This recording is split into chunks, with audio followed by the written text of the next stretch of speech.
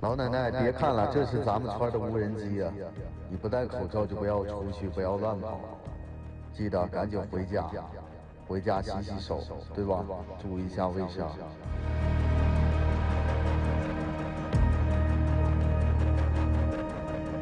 串门只串自家门。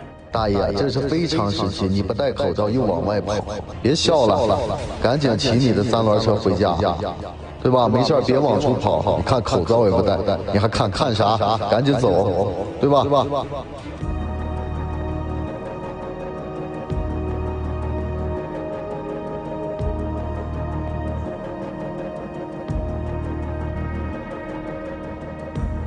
小朋友，现在是非常时期，别在外面溜达，口罩也没戴，赶快往家走。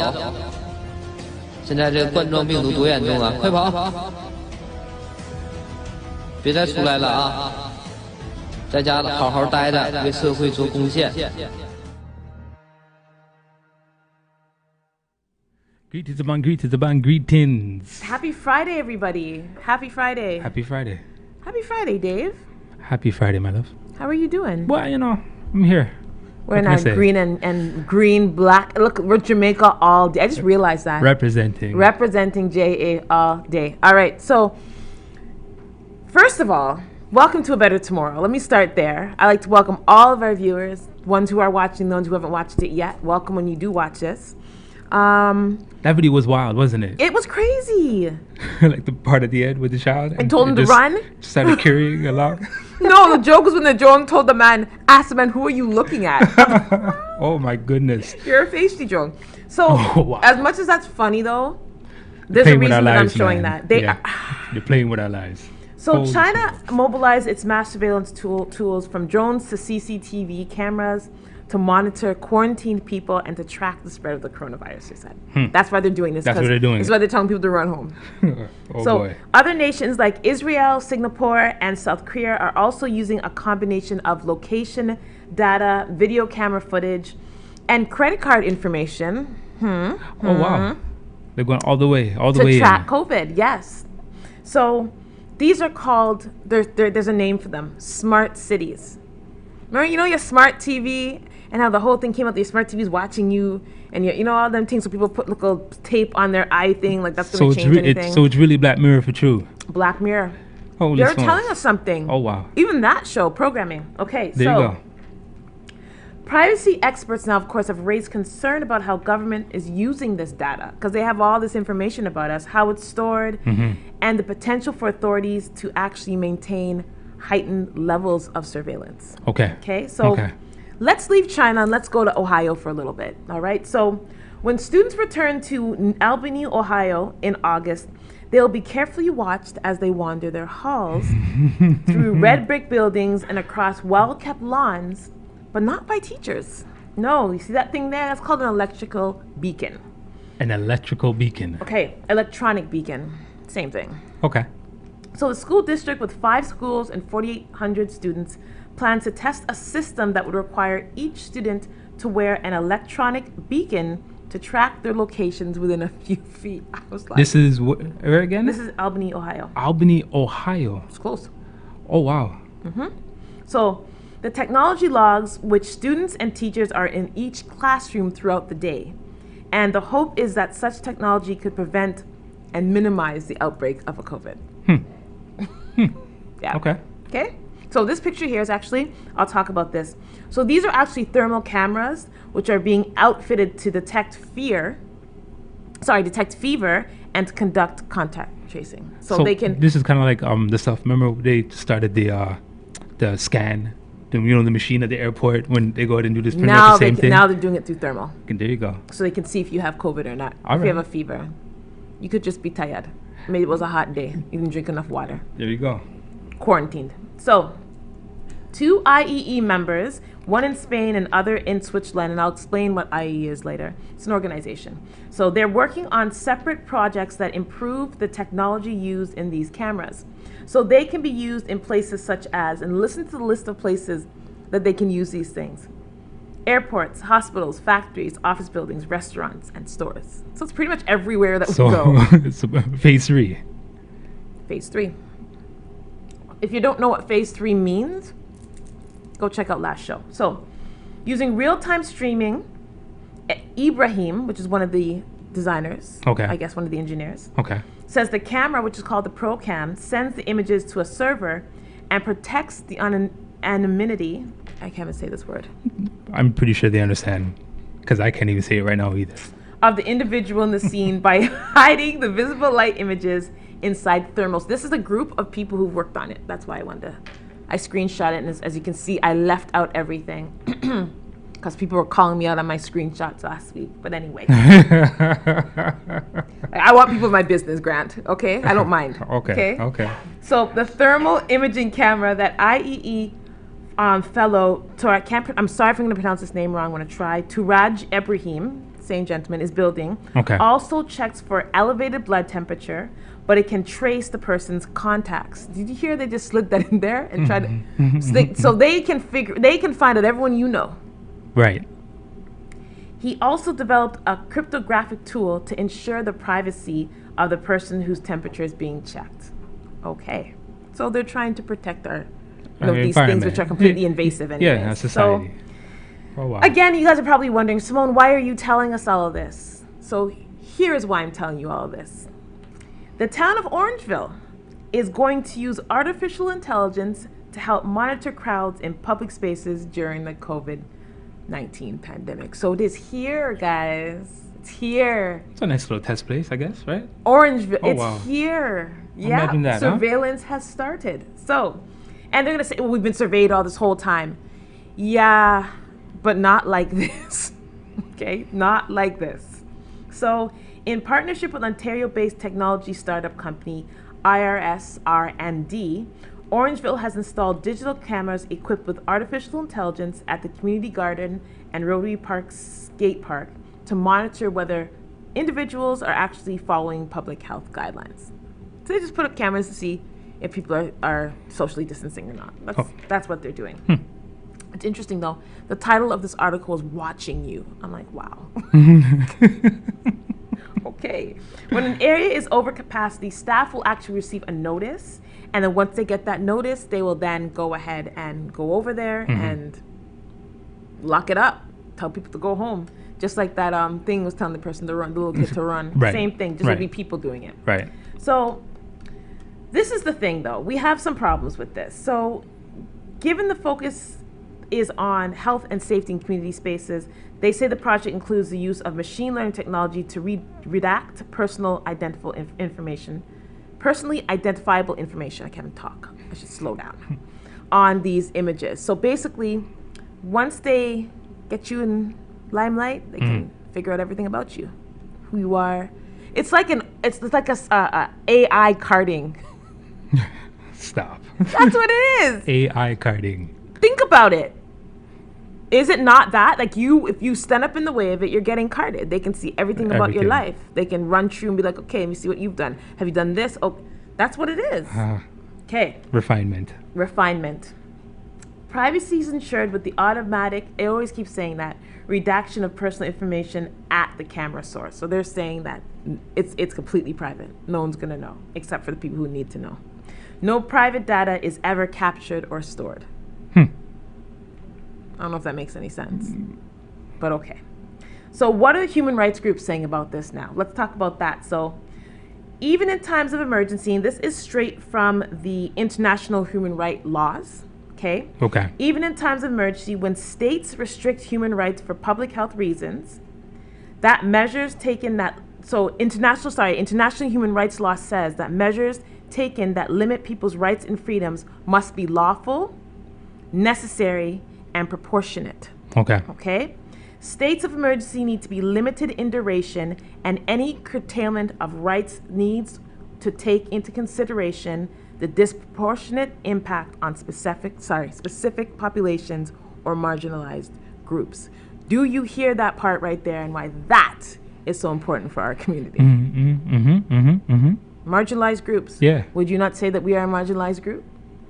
Do you think that these new laws are helping us at all in any way, shape, or form?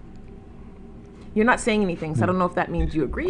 Let's go ahead and throw it out there to the public. Because, for me, myself, I I never liked the term marginalized. I know you don't. At risk and so on and so forth. Yeah, I know. Right? Man, we see it. Our elders have taught us in regards to like the stages that these people will go.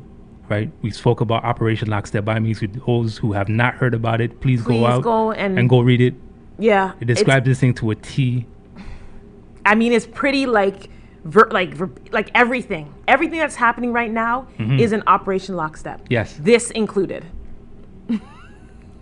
It's crazy. So check it out in the last show. If you don't feel like reading it, you don't really want to go look it up, just like go back one video and you'll see it all there. So basically human rights are saying, look, these cameras, we're going to watch you guys, because if we see you overstepping any laws, we're going to come down on you. So I hope, I know, I hope that that's true. Yeah. We'll see if that's going to be the case. I don't know. But they're saying that human rights laws right now, international human rights laws are saying if they go past a certain point, so we'll see. You see, even the language where they say that it won't be stored, but yet it's recorded, right? So, I mean, it doesn't make any sense whatsoever. I don't know. Right? However, we need our people to go ahead and I hope everybody's listening, who's tuning in right now, they're really taking this thing in. Please share us your thoughts. You offer any solutions by means, see what they're doing, see what we can do as well. What can be done? Yeah.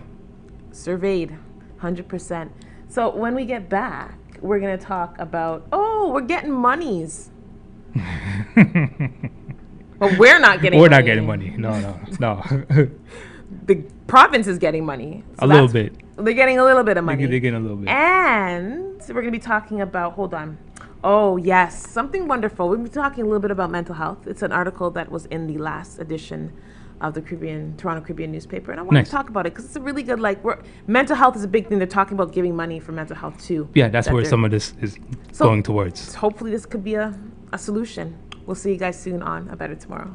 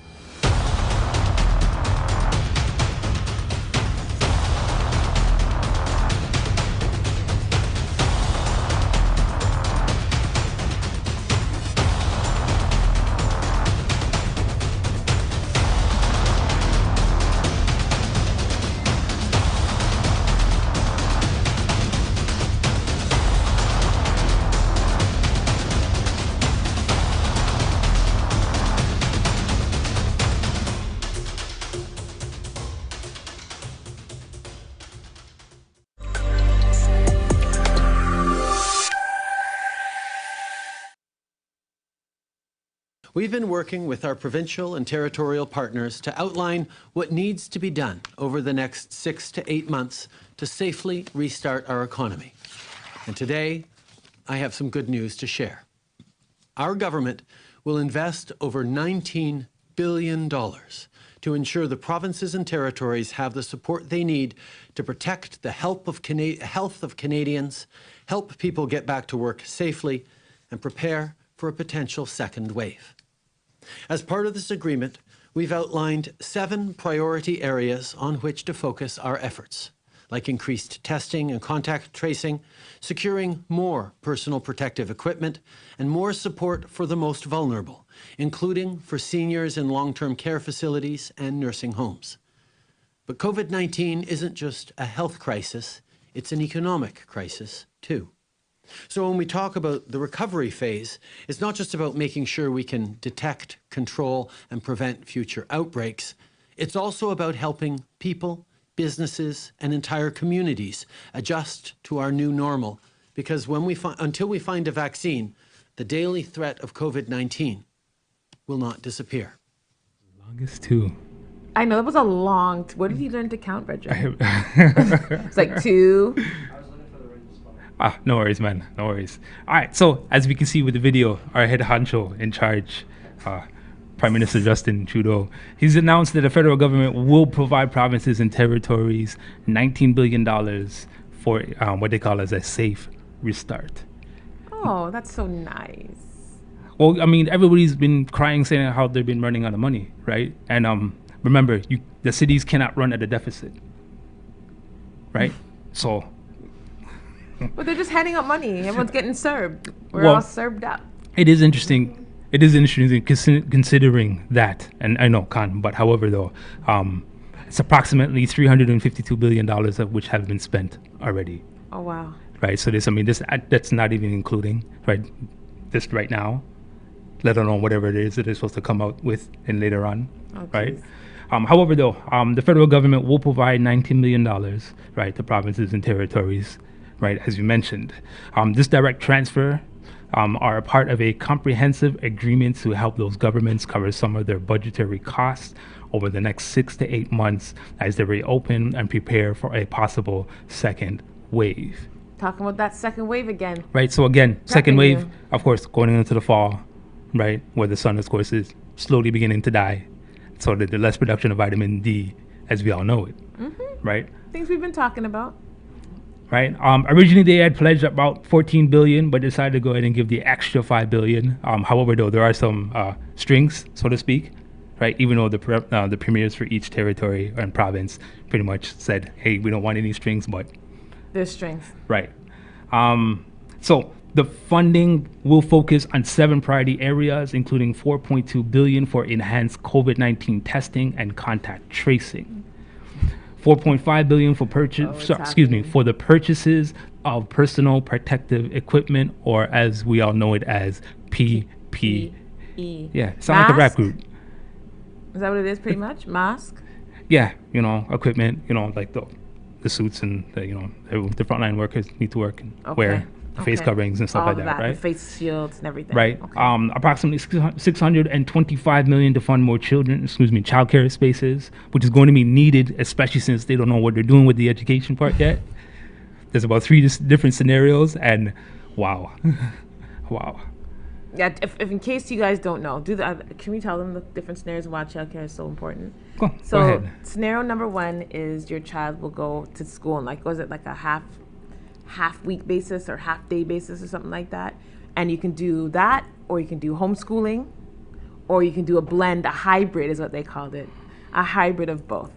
Well, where you can go to it's not school one day and do homeschooling as well. well. Remember, learning at home as opposed to homeschooling, as people in the traditional sense now know it as learning at home. right. Yes. But yes, by means, And for parents who don't have adequate or just they're not in any a position. babysitters, They're just like- not in a position to just go and do something like that. One week your child's gonna be on, next one off, and it's like it just disrupts life as you know it.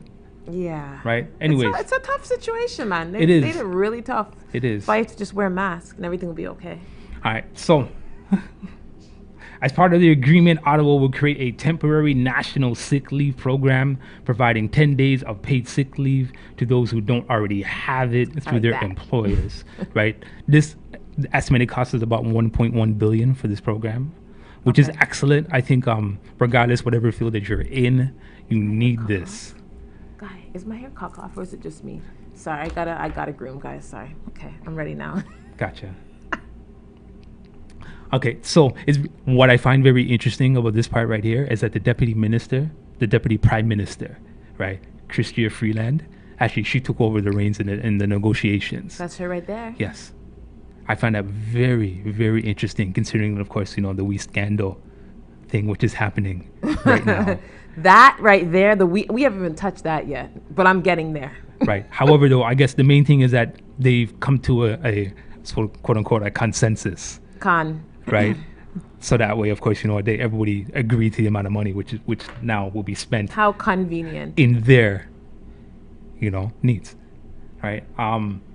Trudeau says the following: we managed to get an agreement where the money that is designated for safe childcare spaces, for example, the money that is designated for PPE, the money that is designated for testing and contact tracing, actually will get spent in those areas. So once again, they're calling the shots because, hey, you're getting this money. However, This is how you're spending. You're spending it in these areas. This is it. Right. A portion, of course, as we mentioned just before the break, that mental health Yes. will be receiving some funds.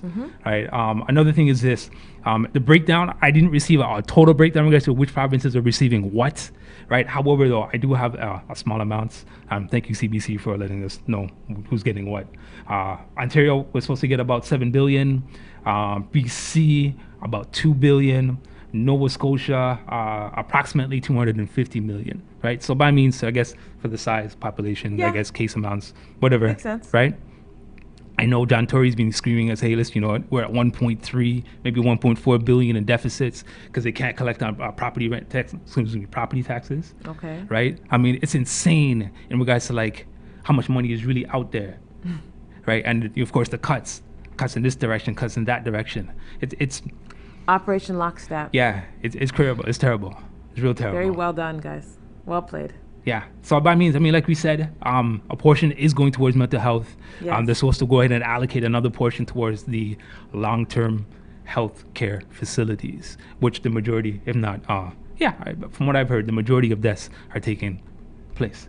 If anyone's just joining me and you hear me saying things like well played and lockstep and, phase 3 and refinement, you really have to go back and check some of our past shows to really understand what we mean by that. We've been giving people a play-by-play, especially our community, a play-by-play of what they're not telling you.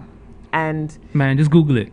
Operation Lockstep. It's there. They tell you what's going to happen. It was written in 2010. Go take a look at that. So, on a positive note, I just learned about a theory that's going to give us a whole new perspective on African mental health. When I read it, I was like, what a different way of looking at it. But let's first take a look at a video that talks about a concept, I'm not going to say concept, an ideology or an idea called post-traumatic slave disorder. Post-traumatic slave syndrome is an explanatory theory that really looks at multi-generational trauma. One of the things that's difficult for people is their first response is, oh my God, that happened so long ago. We're talking about people being captured, shipped, sold, beaten, raped, experimented on, and then you have to ask the question, did the trauma continue? Yes, so 300 years of trauma, no help, freed.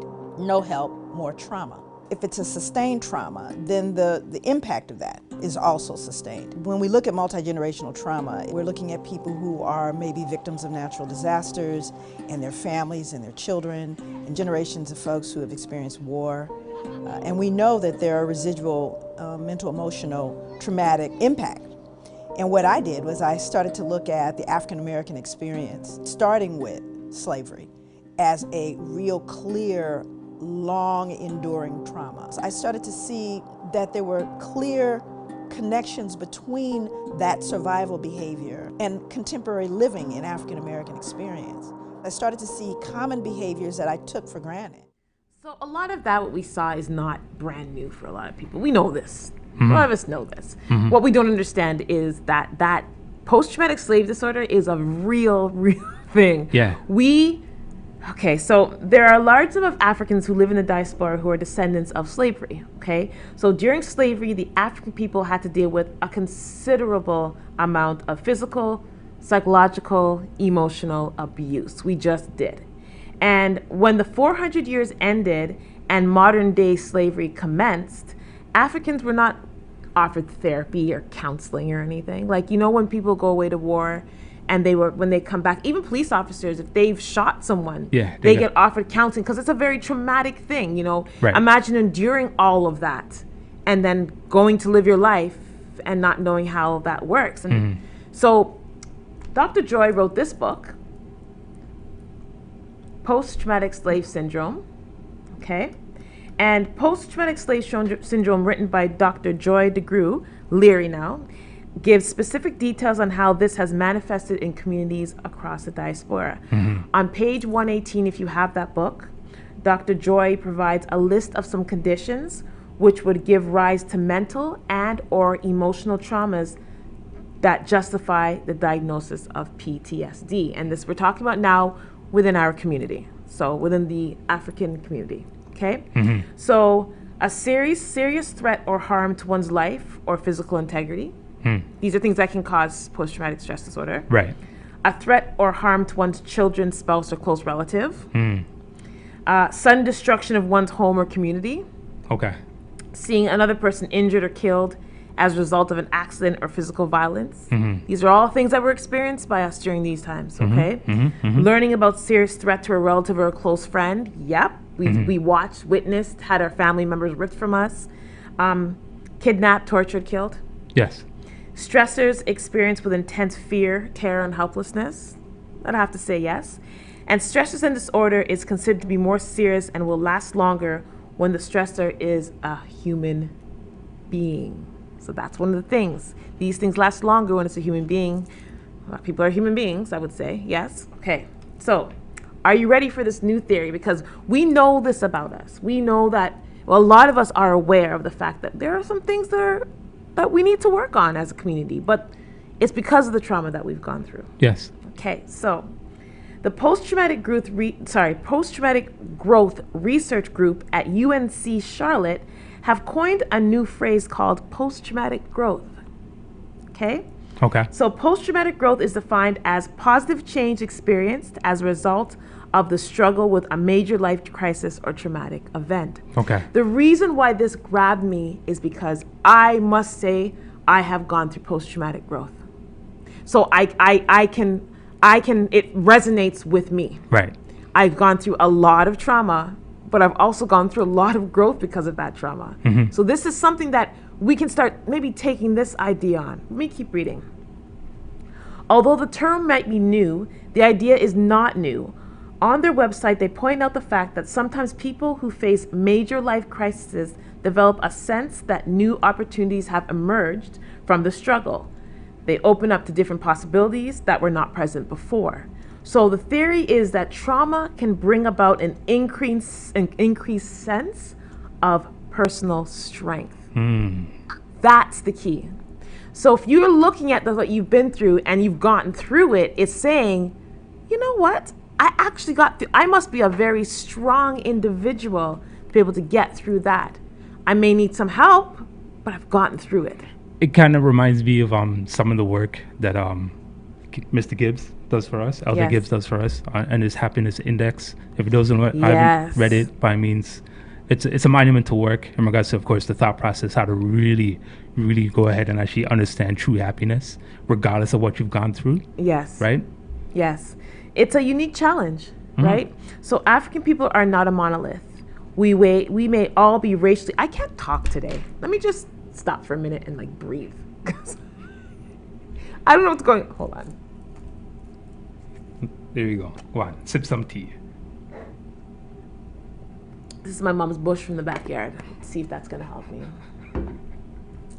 So we may all be racially the same in a sense, but culturally we have hundreds of different subcultures within the larger African community, right? So where some might be open to receiving help, of course we have the people who are like, nah, I'm good.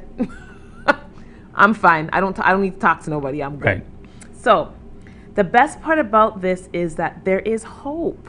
This is what I want to bring this to you guys. Yes, we've been through a lot, but if we can start looking at it differently, if we can start maybe looking at this like, yeah, our people went through a lot, and we are still going through a lot, but we still managed to not just survive, we thrive. Yeah. Right? Absolutely. That's post-traumatic growth. Look how far we've come. Yeah, of course. It's a testament to our strength. To this, just the strength of us, and level looking of at it like bullshit that. we have to go through on a daily basis, right? And we get through it, though. Of course. We get through it, and it's not easy. But this is why, and I'm going to end this segment with this, it's why it's so important that, see that money that they're talking about? I don't know. I'm not a grant person, but... How do we tap into that? Because that money is needed. If we could have more of this, I like the idea of a post-traumatic growth center, where you're coming in, that's all you're dealing with is your post-traumatic stress, things that you didn't even realize that was wrong, that could be affecting your daily life. hindering your progress. Well, remember, especially up here, I'm not sure if you guys saw what's happening, of course, to our brothers and sisters across the border. But up here, the 25 million they've already allocated towards us, you know, in the budget a few years ago, the old money. Oh, that's right. Right? You know, by means to, of course, to support groups within the community. Right? So it kind of sounds the same. I would love for everything to be underneath at least one umbrella. Yeah, that would right? be nice. That shows the actual unified strength, right? I mean, as once again, you know, we've heard it said many times, you know, individually we are very, very prosperous, right? But collectively, it's right? Unstoppable, man. Right? So one finger is not as strong as five. Right. So I mean, it is a step in the right direction. Right, by means to those, I mean, and then again, you know, those are other who are gonna have the age-old debate, you know, want the money because the money come with too much string, right? But just saying, at some point in time, right? I mean, when do we go ahead and say, you know, okay, fine? When do we go ahead and dictate the terms? I can't believe you just said dictate. I'm shocked. Dictate. Oh. Dictate, not dictate, right? Dictate, because we've been. Cut this. Listen, man, we've been. You understand? Cut this. Anyways. Yes. Anyways. Wow. Yeah, man. But I hear you though. You know? I hear you, Dave. I hear you. That's what it is, man. When we come back, we're going to hit the entertainment world. There's some stuff happening in the entertainment world that I think, you know, we should be aware of. We're gonna touch the little children dems. We're gonna go to the UK and touch our UK brethren them. And then we're gonna come back to Toronto. There you go. We'll see you guys soon on I Better Tomorrow.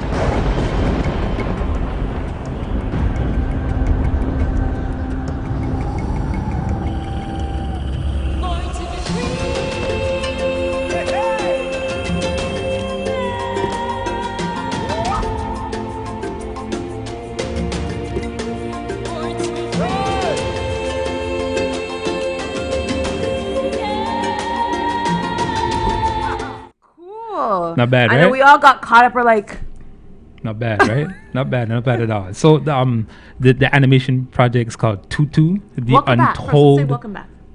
Say welcome back. All right, sorry. Welcome back. How you guys doing? Hope you guys are enjoying the show so far. But yeah, I mean, I was really enthralled by what I've seen. So by means, so the name of the program, the animation, Tutu, the Untold Story of a Kingdom, right? It's an ancient Ashanti story. I like that. It's so cool looking. Yeah. We were seriously caught up with the cartoon for a minute. Yeah. This man did magic, all type of stone thing, and he fling it on the ground, and then lightning shot, and then he started to levitate. I was like, wow. Yeah, the quality of animation is just excellent. Great. Yeah, it's crazy. Excellent. Right. So the studio, Animax FYB, it's led by the creative director Francis Y. Brown. So that's him. He's the animator? That's him. Good for you, young man. That's him. Right. Good for you. A little background on the studio. They're actually one of the larger ones out there. They've been doing stuff for a little while. Okay. Right, mind you, you know what? I'd love to see more of some of their older projects. I haven't really got into any of them yet, but they're out there. I'm sure I'll come across them. But I mean, if anyone who has gone ahead and seen some of it, go ahead. Let us know how you like it. It's kind of cool looking, though. Honestly, I'm impressed. I think I might watch this. Can we watch it? Is it on like YouTube? Well, let us go ahead and okay, sorry. Right. I'm joking. All right. So the project is not 100% historical because, as an artist, and this is Francis Brown quoting here. Who I'm quoting. I wanted to have the artistic liberty to express certain aspects of our way of life as a people, especially in the 1600s.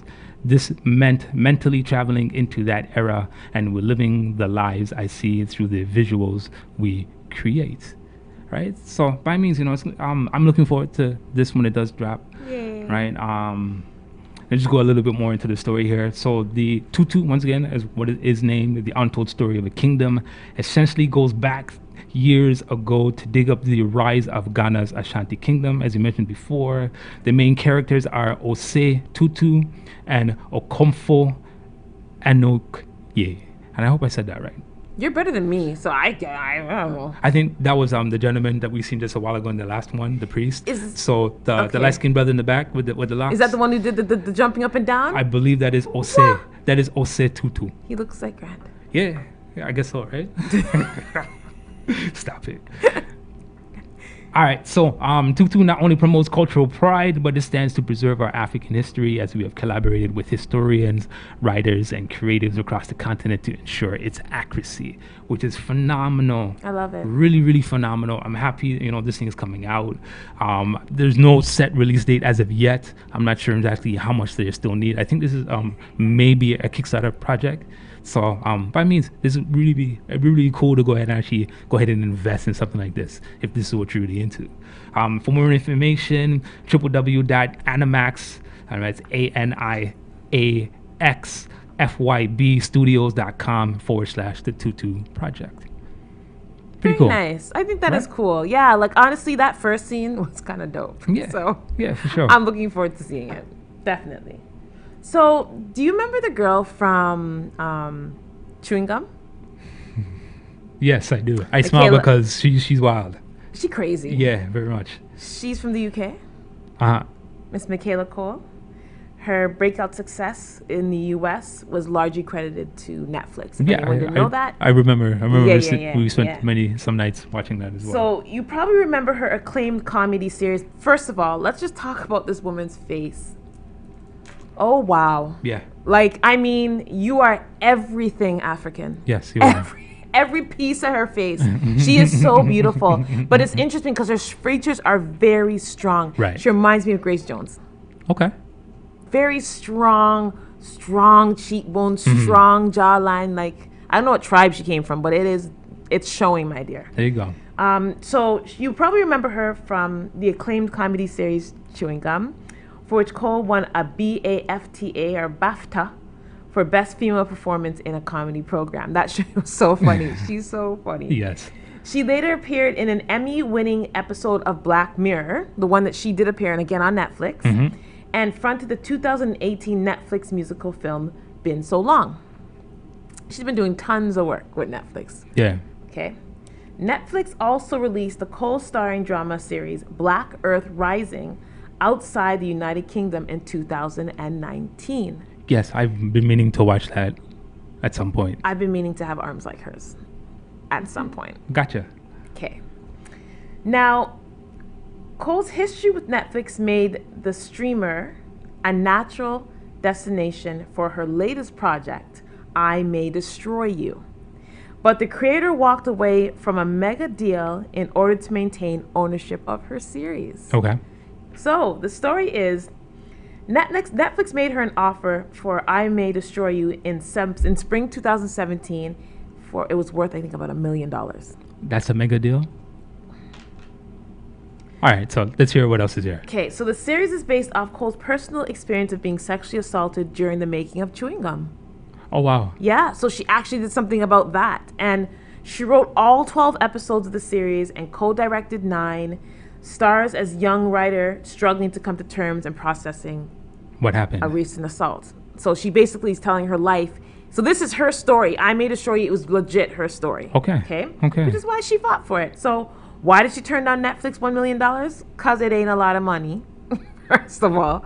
For my whole life, no. Especially when they've already been making money off of her. Mm-hmm. So she turned Netflix $1 million offer down because they wouldn't allow her to retain any percentage of her copyright. So they wanted to take the whole thing from her. So listen to the little bit of discussion she had with them. Okay. So the creator even ended her relationship with CAA after it tried to push her to take the deal with Netflix. Wow. Since CAA would be making an undisclosed amount on the back end. So yeah, that makes sense. You hear them talk. Wow. So she tried to negotiate with a senior level development executive at Netflix in order to maintain 5%. Like she said, okay, look, I just want 5%. Mm-hmm. And according to Coel, there was just silence on the other end. Wow. She was told, it's not how we do things here. Nobody does that. It's just not a big deal. So she was like, okay, well, if it's not a big deal, then give me 5% of my rights. If it's not that big of a deal, then give it to me. So she bargained them down to 0.05%. Oh, no. Which is like, seriously? Yeah, peanuts. And the Netflix executive said she would have to run it up the chain. So at wow, for someone's story, you're taking the whole thing. So, you know, where one thing doesn't, when a door closes, another door opens, which it did, and it opened at BBC. There you go. So, in the fall of 2017, the network offered her everything she wanted. She got the seat at the table, full creative control. Mm-hmm. HBO also jumped on board. So now it's an HBO and BBC collab. Yeah, collaboration. Which means more money. More money, more money, more money. That's right. Good for you, girl. And the show debuts in June 2020. You know. So I guess it's coming out soon. Know your worth. Know your worth. That's what know this the is rules, about. Play the game. Play the game. She was like, no, take. This girl went down to 0.5 though. I think I think at that point she was just playing with them. Like she was just like, too. I'm gonna reject this anyways. But let me just see. let me make a story. I think she wanted to create a story, and she did. Yeah, she created a story. Exactly. Like, Netflix lost out. It's probably gonna do really, really well because we all love her. I support her, and I'm going to watch it. I think she's amazing. Well, you know, I mean, remember, didn't they punk off Monique too? Yeah, right? But so, she went gangster with it. She's like, yeah, we'll bun you. Yeah, I'm out. So you don't need them. Kudos the to options. you, boo-boo. Remember, they want you. Yeah. Remember that. They want you. Big things. And remember that for everyone out there, like you said, know your worth.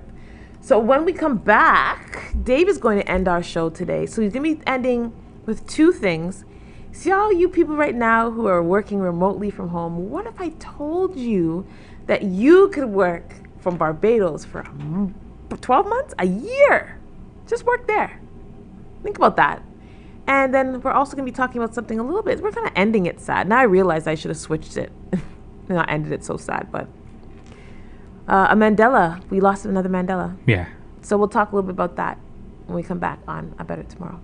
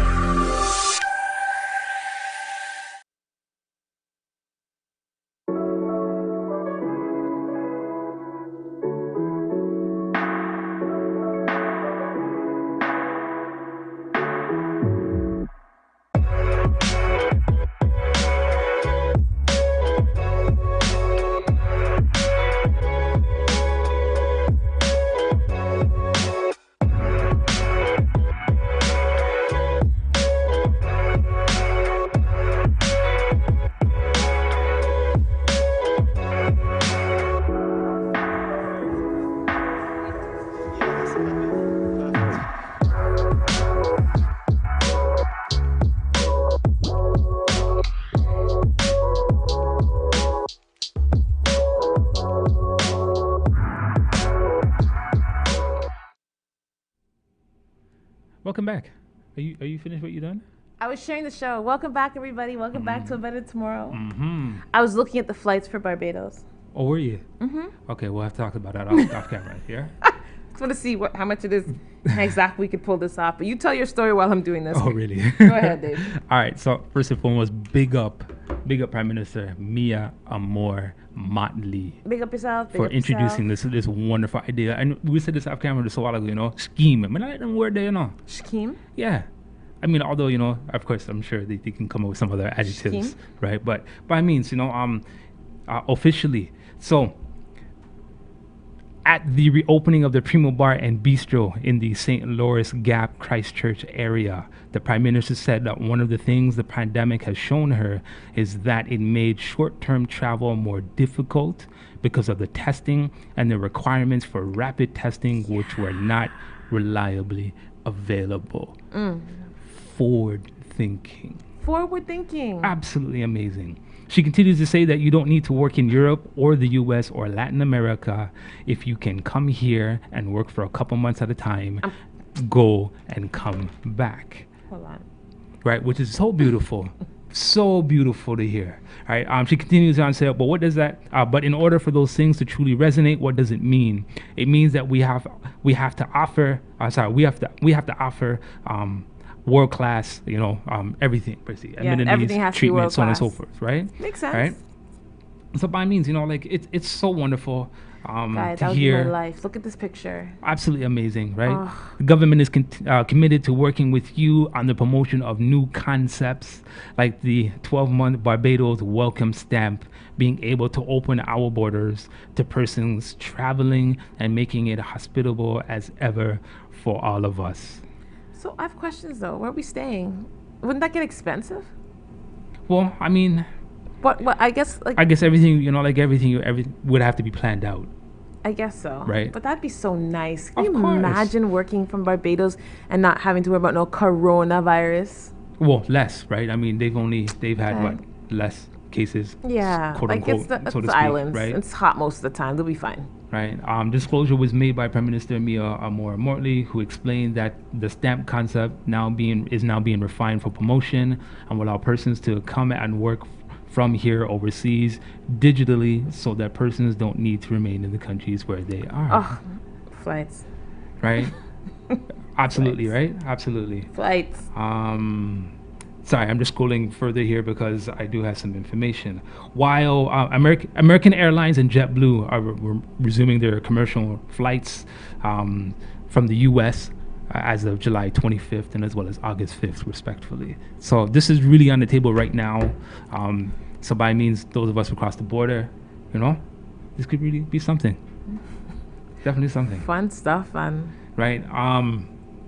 Regarding testing, 72 hours, they require a test to be taken 72 hours prior to the departure.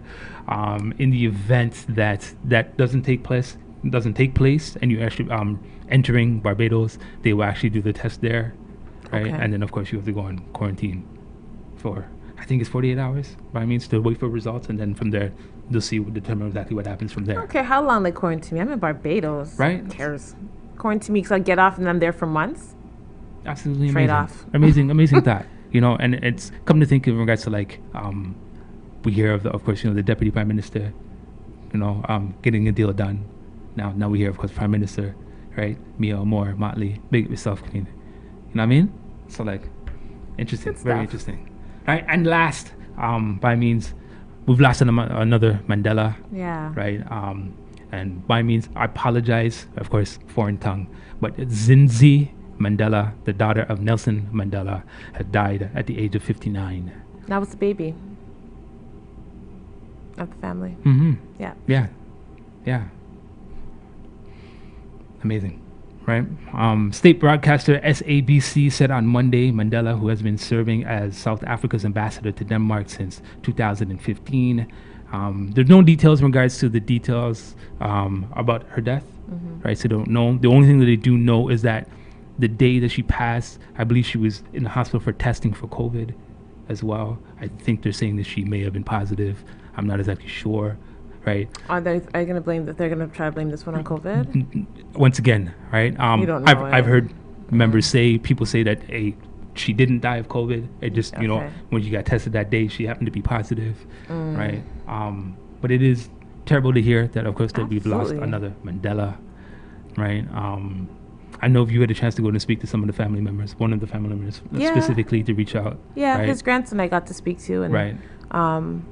It's death, man. It's, Yeah, it happens. It happens. You know, it's just unfortunate, of course, with everything happening around the world. this is happening right now. It's, Right. It's terrible, but it's transition. Exactly. She survived by her husband and 4 children, and what was very, I guess, coincidental, or if not coincidental, if you guys don't believe in those things, but her eldest brother died in the same day, like years and years and years ago. So July 13th. So now the family is mourning 2. On the same day. There you go. Right. That's it for us. I know we ended it so sad. But you know, I mean, she was a stalwart, you know, for the country. You know, Beautiful woman. Yeah, absolutely. You can see like the strong, very strong, and very wonderful features. Seems like she had a wonderful spirit, Yeah, man. right? Before we do get out of here, I want to say rest in peace to a childhood friend of mine, Miss Marlene Thomas. You know, I apologize I'm not there at the funeral and as well as the viewing. However, though, you are definitely remembered, you know, in our hearts. Big up the Thomas family as well. Guys, sorry if we left you guys kind of sad, but this is just another part of life. Nothing we can avoid, but I'll say this. Because we know that's the one part of life that we can't avoid, make sure that we are always doing everything we can to enjoy our lives today. And I'm going to be corny and say it, so that we can live for a better tomorrow. There you go. We'll see you guys next week. Have a wonderful weekend. Peace and love, family.